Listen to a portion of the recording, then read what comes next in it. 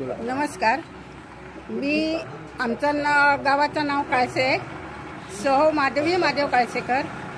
आमच्या गावाची काय व्यवस्था झाली रस्त्याची तर तुम्ही येतात, मंत्री आमदार येतात आणि बघून जातात.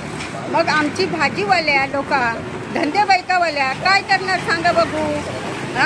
तुम्ही फक्त येतास मतदानापुरती, मतं घेतास आणि खुर्चीवर बसतास, निवडून येऊन. मग आम्ही गरीब माणसाने काय करायचा, कसं आमचं पोट भरणार सांगा बघू.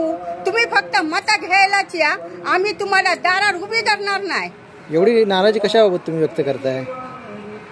एवढी नाराजी तुम्ही कशाबाबत व्यक्त करताय? हे रस्ता करताय कुठला रस्ता? काळसे धामापूर, मालवण कुडाळ काळसे धामापूर हा आमचा रस्ता आहे. प्रत्येक गावात तुम्ही येताय, मतं घेताय आणि निघून जाताय. हे तर बरोबर ना. मग काहीतरी कोणाची तरी सुधारणा करा ना.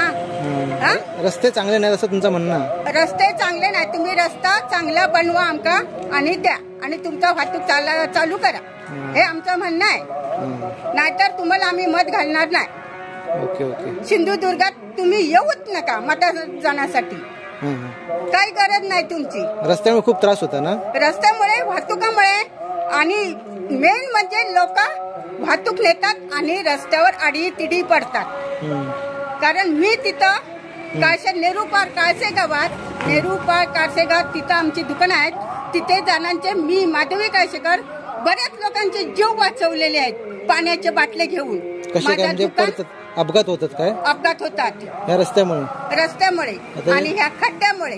आता आपण इथे खड्डा आहे, आपण पाहू शकता अशा प्रकारे. हा असा खड्डा हा एक आता नमुना झाला.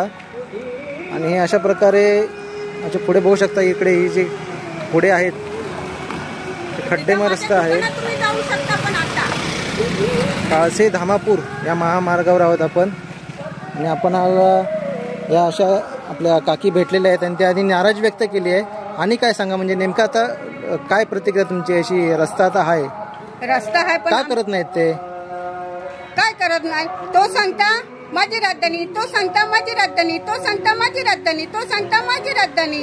येतात, बैठक घेतात आणि चालू पडतात. राजकीय नेते रस्ता आणि करत नाही. आता किती दिवस झाले? आता नाही म्हटलं तरी जवळजवळ आता 4 महिने झाले. 4 महिन्यापासून तुमचा त्रास सहन करू लागता बघा.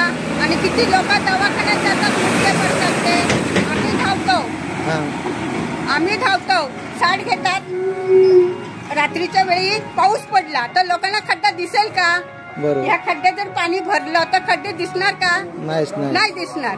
मग लोक कोणतरी आजारी